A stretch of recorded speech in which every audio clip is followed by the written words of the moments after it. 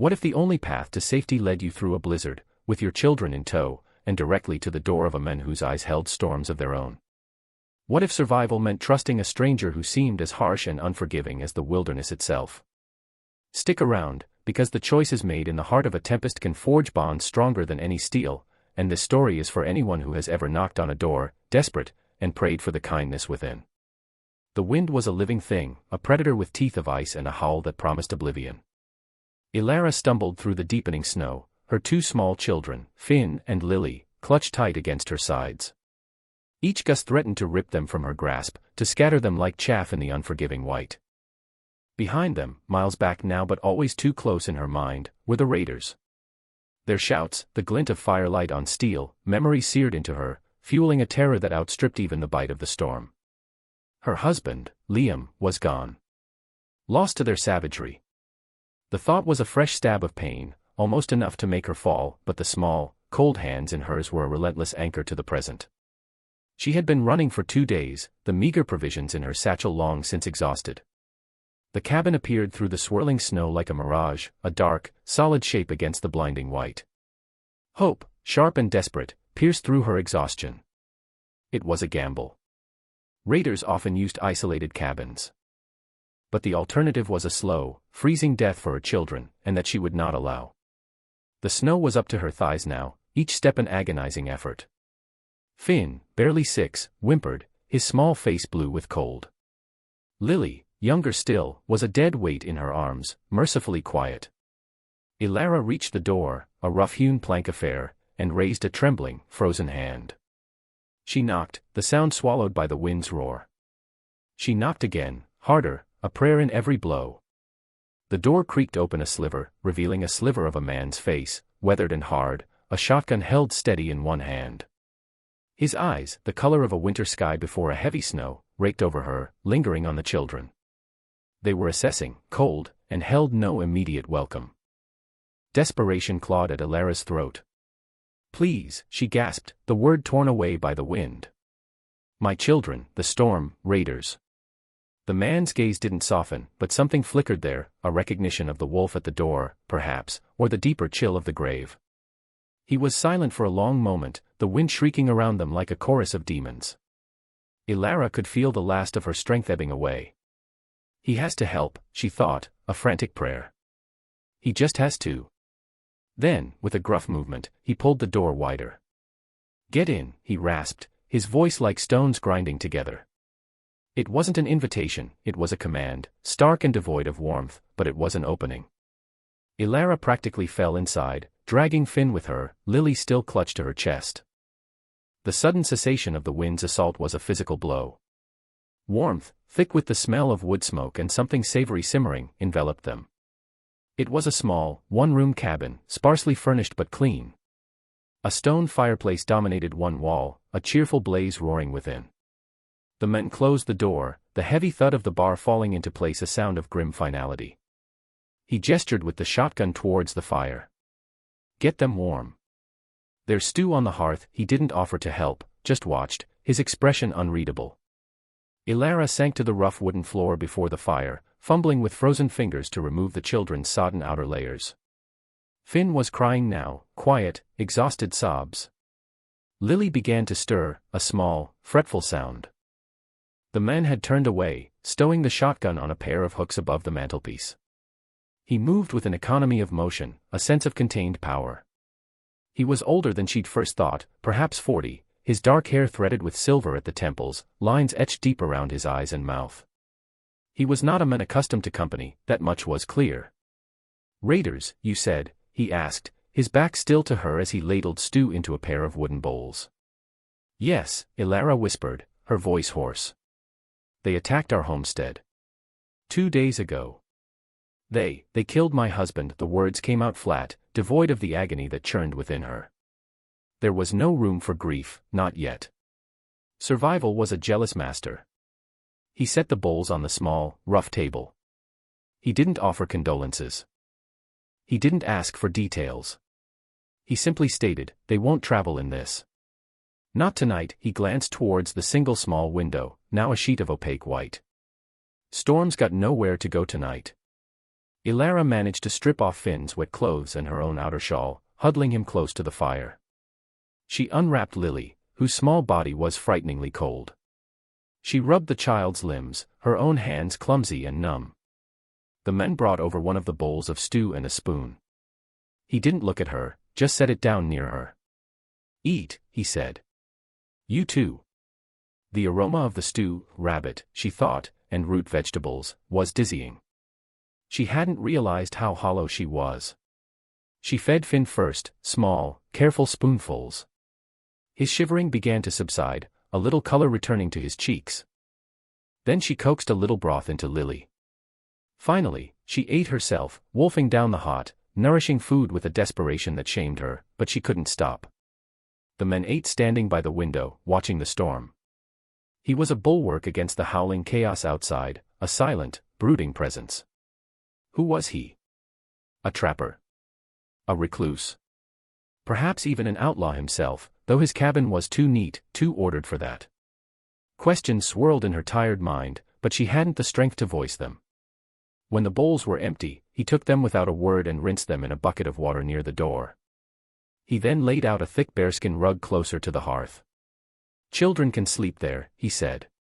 He gestured to a rough cot in the corner. "You take that." "And you?" Ilara asked, her voice barely a whisper. He merely shrugged, then pulled over a simple wooden chair, placing it between the cot and the door. He picked up a heavy axe that leaned near the hearth, resting it across his knees. He wouldn't be sleeping, then. He would be watching. Protecting them. Or guarding himself against them. Ilara settled her children onto the bearskin. Finn, exhausted, was asleep almost instantly, one small hand curled around Lily's arm. Lily, too, drifted off, her breathing evening out. Ilara watched them, a fierce, aching love swelling in her chest. They were safe, for now. Warm. Federal. She lay down on the cot, pulling a coarse wool blanket over herself. It smelled faintly of pine and wood smoke, and of him. She was too tired to feel fear, too numb to feel gratitude. There was only a vast, bone-deep weariness, and the image of the man sitting in the chair, axe in hand, etched against the flickering firelight. His name, she realized, she didn't even know his name. The storm raged through the night, a relentless assault on the small cabin. But inside, there was a fragile peace. Ilara drifted in and out of a restless sleep, punctuated by the wind's roar and the occasional crackle from the fire. Each time she opened her eyes, the man was there, vigilant, a silent guardian in the dim light.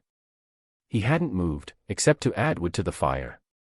Towards dawn, the wind began to lessen, its howl diminishing to a mournful sigh. The cabin grew colder. Ilara saw the man shiver, despite his stoicism. He'd given them the warmest spot, the best of his meager comforts. A flicker of something akin to gratitude warmed her, despite her apprehension. When the first pale light of morning filtered through the snow-caked window, the man finally rose, stretching stiffly. He moved to the window, scraping a small patch clear. "Storm's broken," he announced. "But the snow's deep. You won't be going anywhere for a day or two." Ilara sat up, her body aching. The children were still asleep, nestled together. I don't know how to thank you," she said, the words inadequate. He grunted, not looking at her. He was already busy, rekindling the fire, setting a pot of water to heat. "Name's Kale," he said, abruptly. "I'm Ilara. These are my children, Finn and Lily." Kale nodded, a curt acknowledgement. He seemed uncomfortable with even this small exchange. He was a man walled off, solitary by nature or by circumstance. She remembered the scars she'd glimpsed on his forearms when he'd reached for the wood, old, faded, but deep. This wilderness, perhaps, was not just his home but his refuge from a past he didn't speak of. The next 2 days passed in a strange, suspended quiet. The world outside was a landscape of brilliant, blinding white, the snow piled in deep drifts against the cabin. Kale ventured out only to clear a path to his woodpile and to check his snares, returning with a pair of rabbits one day, a grouse the next. He was skilled, efficient, a man who knew how to survive in this harsh land. Ilara did what she could to help, though there was little to do in the small space. She mended a tear in Finn's worn trousers with a needle and thread Cale produced from a small tin box. She kept the hearth tidy, helped prepare the simple meals. She talked to the children in low tones, telling them stories Liam used to tell, her voice thick with unshed tears. Cale rarely spoke. He observed. He watched Finn trying to teach Lily a finger game, a ghost of something unreadable in his eyes. He listened, Ilara suspected, to her quiet stories, though he never commented. The silence between them was not entirely uncomfortable. It was a silence born of shared space, of a temporary truce with the wildness both outside and, perhaps, within. She learned to read the small signs of his moods, the slight tightening of his jaw when the wind picked up again, hinting at more snow, the almost imperceptible softening around his eyes when Lily gurgled with laughter at one of Finn's antics. He was a man of deep currents, hidden beneath a surface of ice.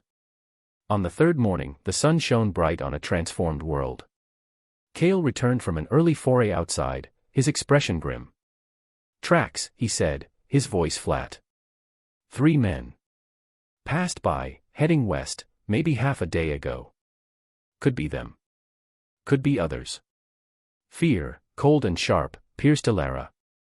The raiders. They wouldn't have given up. They'd search for her, for any survivors of their brutal attack. "What do we do?" she whispered, her gaze flying to her children, who were still asleep. Cale's jaw was set. They weren't heading this way. But they might circle back. Or others might come. This valley, it's a passage. He looked at her then, his gaze direct, unwavering. "You can't stay here. It's not safe for you. Not long term." Ilara knew he was right. His cabin was a temporary haven, not a permanent sanctuary. But where could she go? The nearest settlement, Oakhaven, was a good 3 days' walk, even without children and in good weather. Through this snow, it would take much longer, and she had no provisions, no weapon. "There's a town," Cale said, as if reading her thoughts. "Oakhaven. South of here. Through the pass. It's safer than most places." He paused. "I can take you. Part of the way. To the ridge overlook. From there, you can see the town. The path is clearer on that side." Ilara stared at him. This stoic, solitary man was offering to guide them, to expose himself to danger for them. Why? She had nothing to offer him. You would do that."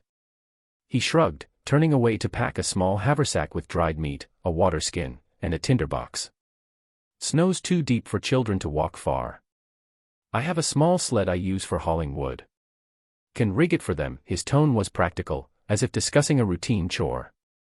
But Ilara saw the tension in his shoulders, the way his hand rested for a moment on the axe leaning near the door.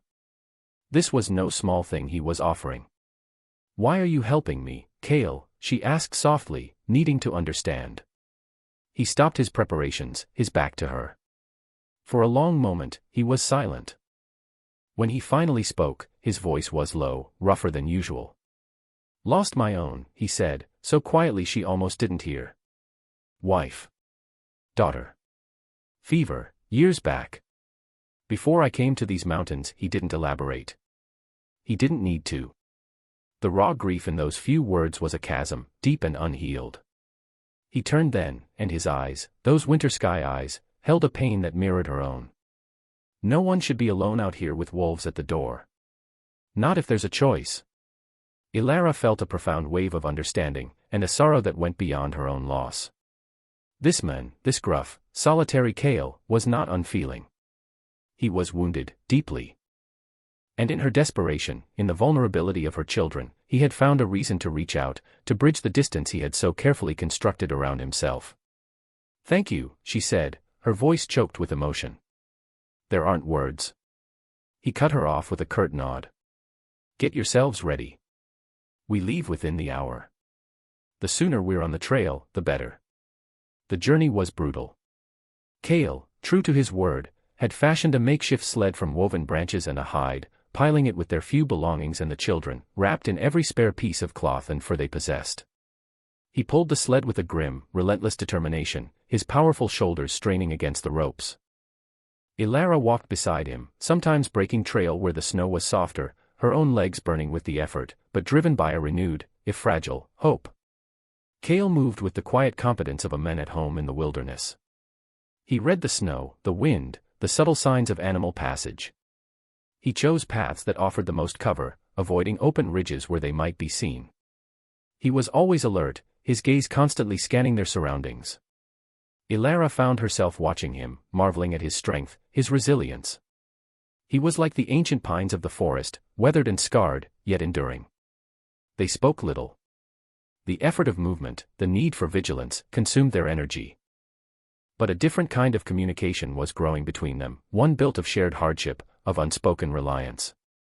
When Finn began to cry from the cold and discomfort, Cale stopped, adjusted the furs around the boy with surprising gentleness, his large, calloused hands unexpectedly tender. He offered Finn a piece of dried meat, and the boy, initially wary of this stern man, took it with a small, mumbled thanks. One evening, as they huddled around a small, carefully concealed fire in the shelter of a rocky outcrop, Lily coughed, a dry, rasping sound that sent a spear of fear through Ilara. Cale heard it too. He listened intently, his brow furrowed. Later, when the children were asleep, he brewed a concoction of pine needles and some bitter herbs he'd gathered along the way. "For the cough," he said, handing her a steaming cup. "It'll help." Ilara drank the bitter tea, warmed by its heat and by his quiet care. "You know a lot about surviving," she said. He stared into the fire. "Had to learn." Long time ago, the finality in his tone discouraged further questions. But Ilara sensed the stories behind that statement, stories of hardship and loss that had forged him into the man he was. As they traveled, Ilara began to see signs of the raiders' passage, a hastily abandoned campsite, the tracks of shod horses in a sheltered patch of earth. Each discovery sent a fresh jolt of fear through her, but Cale's presence was a steadying force. He examined the signs with a grim focus, his expression hardening. "They're moving faster than I thought," he said one afternoon, kneeling to study a set of tracks. "They're searching. Probably split up to cover more ground." He looked up at Ilara, his eyes dark with concern. "We need to be more careful." That night, they didn't risk a fire. They ate their meager rations cold, huddled together for warmth under the inadequate shelter of overhanging spruce boughs. The temperature plummeted, and the silence of the forest was broken only by the sigh of the wind in the high branches and Lily's occasional cough. Ilara held her children close, trying to shield them from the biting cold, her own fear a knot in her stomach. Cale sat a little apart, a sentinel in the darkness, his axe close at hand. She must have dozed off, because she was startled awake by a low growl from Cale. He was on his feet, peering into the moon-dappled shadows. "Wolves," he whispered. Ilara's heart leaped into her throat.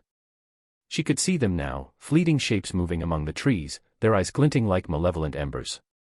There were at least 4, maybe more. They were circling, testing. Cale moved slowly, deliberately, placing himself between the wolves and Ilara and the children. He didn't draw his axe, not yet. He just stood there, a figure of immovable strength, radiating a primal authority that even the wild creatures seemed to recognize. He made a low, guttural sound, a warning that was more animal than human. The wolves paused, their growls rumbling in their chests. The largest of them, a lean, gray male, took a tentative step forward. Cale didn't flinch. He held its gaze, his own unwavering. For a long, tense moment, man and beast faced each other in the frozen moonlight. Then, with a final, frustrated snarl, the lead wolf turned and melted back into the trees, the others following. Cale remained standing until the last rustle of their passage had faded. Only then did he relax, letting out a slow breath. He looked back at Ilara, his face pale in the moonlight. "They won't be back tonight," he said. "They know this isn't an easy meal." Ilara was trembling, not just from the cold, but from the raw, elemental confrontation she had just witnessed. Cale had faced down a wolf pack to protect them. He had put his life on the line. The depth of his quiet courage, his fierce protectiveness, shook her to the core. The next day, as they neared the ridge Cale had spoken of, the terrain became more difficult, steeper and rockier. Lily's cough had worsened, and Finn was listless, his small face etched with a weariness that mirrored Ilara's own. She stumbled, her ankle twisting beneath her, and cried out in pain. Cale was at her side in an instant. He examined her ankle with gentle, practiced hands. "Sprained," he diagnosed. "Not broken, but you can't put much weight on it." Despair threatened to overwhelm Elara. They were so close. "I can make it," she insisted, trying to stand, but a sharp pain shot up her leg, and she sank back with a gasp. Cale's expression was grim. He looked at the steep incline ahead, then back at Elara and the children. He made a decision. "We can't all make it over the ridge before dark, not with you injured and Lily sick. And those raider tracks, they were too close this morning." He scanned their surroundings, his gaze falling on a narrow ravine, almost hidden by a fall of snow-laden boulders. "There. We can shelter there for the night. It's defensible." He helped Elara to her feet, his arm strong around her waist, taking most of her weight. He half-carried her to the ravine, then settled her and the children into the most sheltered spot before carefully camouflaging the entrance with fallen branches and snow. The ravine was cramped and cold, but it offered some protection from the wind. Cale shared out the last of their dried meat. Lily was feverish now, her breathing shallow. Elara held her close, whispering soothing words, her heart aching with fear. "We have to get to Oakhaven," she thought desperately. "She needs help." As darkness fell, Cale positioned himself at the narrow entrance to the ravine, his axe resting across his knees.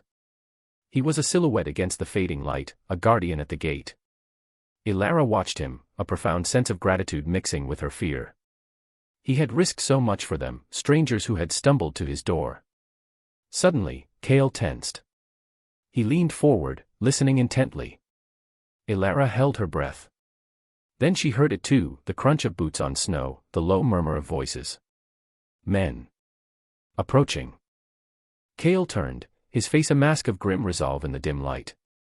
"Raiders," he mouthed, his voice a bare whisper. "Stay quiet. Don't make a sound, no matter what." He pressed a hunting knife into Elara's hand. "If they find you, protect the children." The implication was terrifyingly clear. Elara clutched the knife, her hand trembling. She pulled Finn and Lily closer, shielding them with her body. Finn, sensing the danger, was wide-eyed and silent. The voices grew louder. They were searching, calling out to each other. Elara could hear the frustration in their tones. Then, a shout. "Tracks! Over here! Fresh ones, heading into these rocks." They were close. Too close. Elara's heart hammered against her ribs.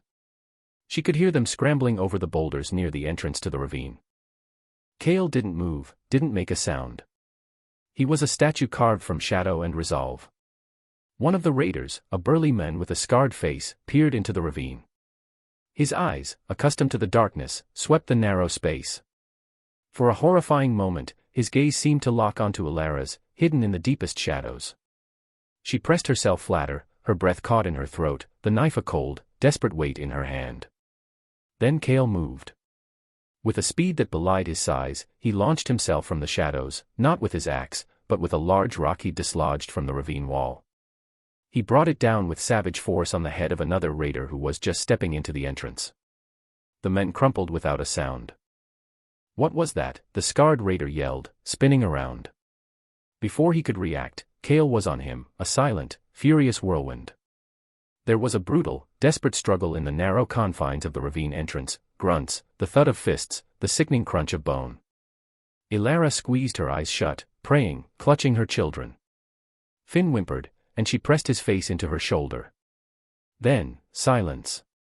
A terrifying, ringing silence. Elara forced her eyes open. Cale was standing over the two fallen raiders, his chest heaving, blood trickling from a cut on his temple.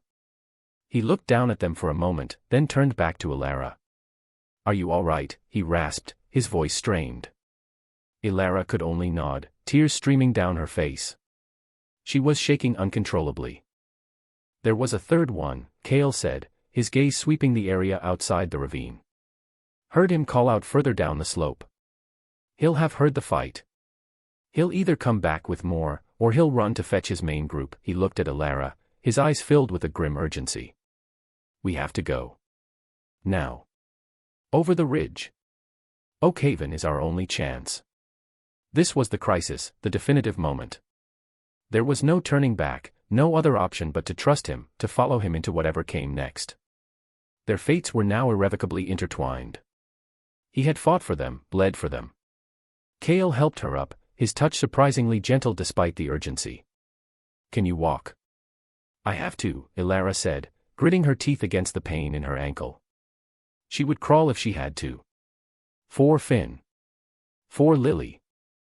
Cale nodded. He quickly retrieved his axe and haversack. He didn't spare another glance for the fallen raiders. He was focused solely on escape, on survival. He led the way out of the ravine, moving with a renewed sense of purpose, despite his obvious exhaustion and injuries. Ilara followed, leaning heavily on a sturdy branch Cale had found for her, her injured ankle screaming with every step, but her will was iron. Finn stumbled along beside her, his small face pale but resolute. Lily, mercifully, was quiet in Cale's arms, her feverish heat a constant worry against his chest. The climb to the ridge was a nightmare. The slope was steep, covered in loose scree and treacherous patches of ice beneath the snow. Every upward movement was agony for Ilara. But Cale was there, a constant presence, sometimes pulling her up, sometimes bracing her, his strength a lifeline. He seemed to draw on some inner reserve, pushing past his own pain and fatigue. As they neared the crest, they heard shouts from below. The third raider had returned, and he wasn't alone. "They're coming," Cale urged, his voice strained. "Faster."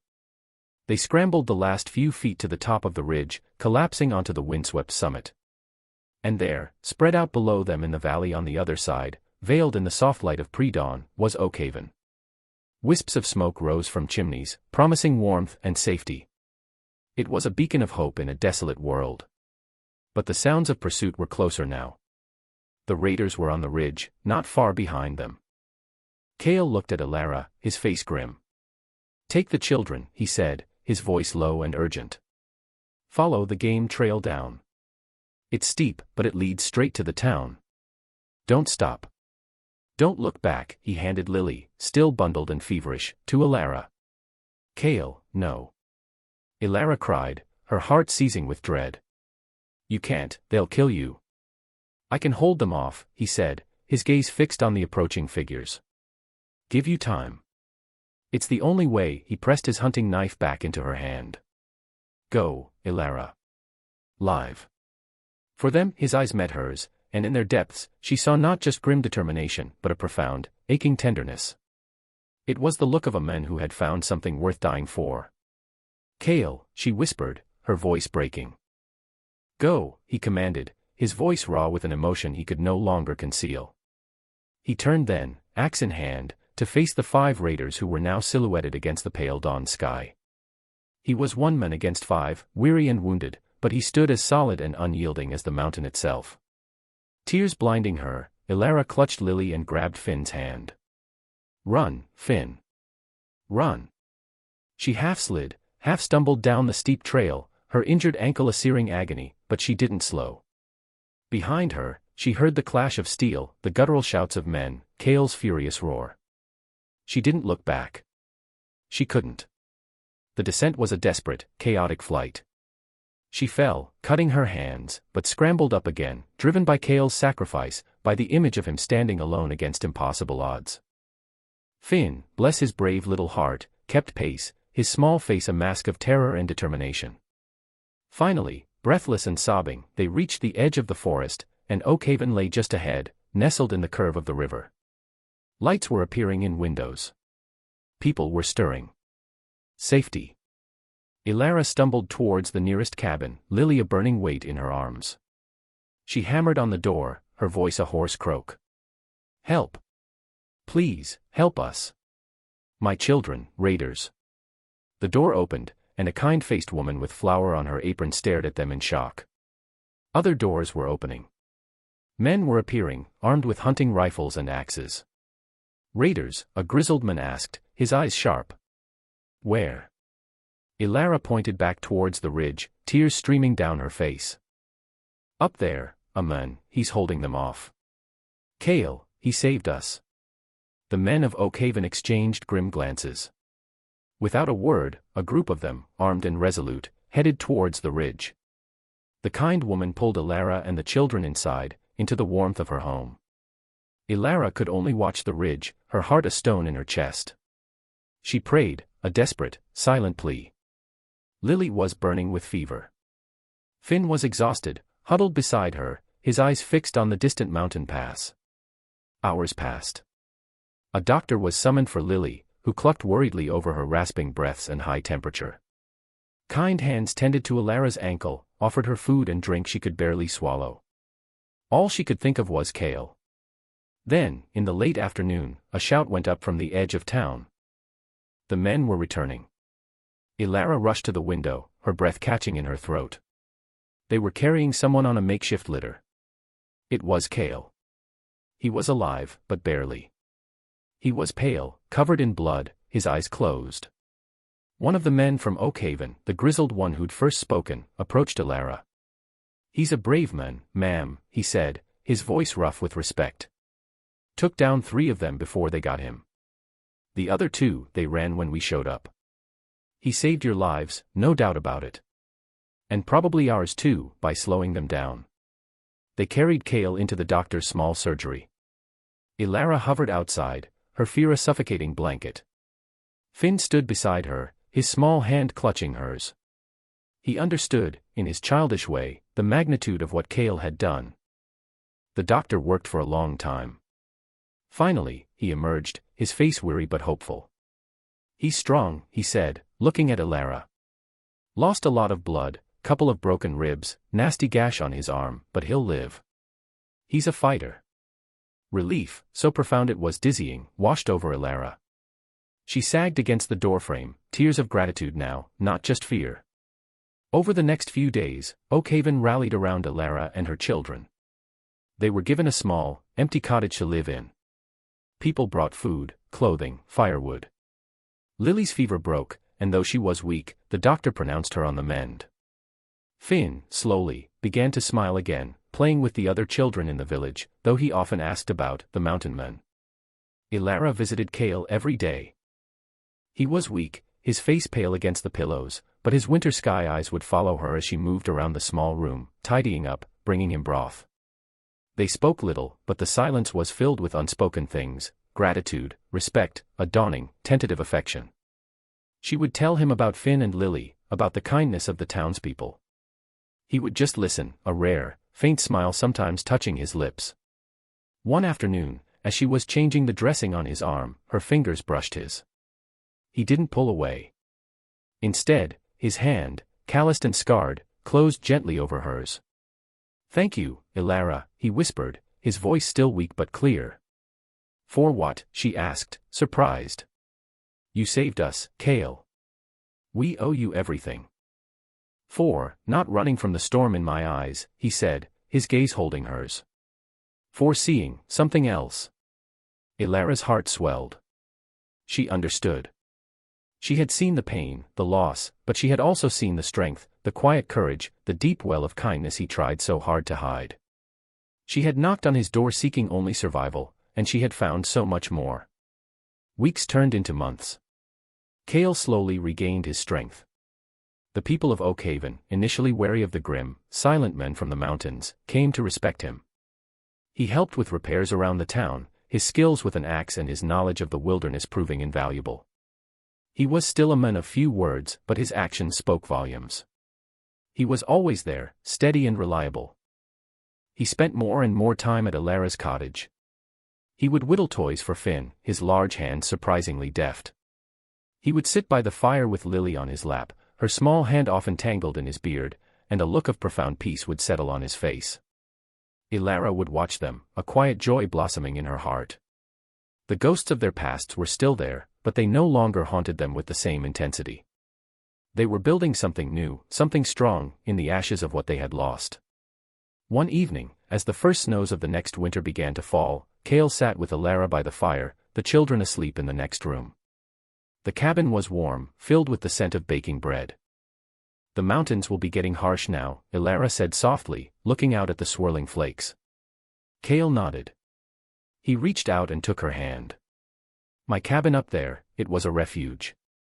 But it was a lonely one," and she looked at her, his eyes clear and full of an emotion that made her breath catch. This is home, Alara. With you. With the children." Tears welled in Alara's eyes.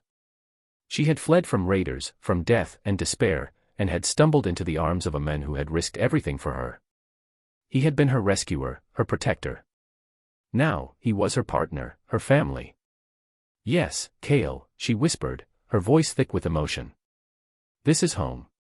He leaned in and kissed her, a kiss that was not about desperation or survival, but about love, hard-won and deeply cherished. It was a kiss that promised a future built on courage, resilience, and the enduring power of connection.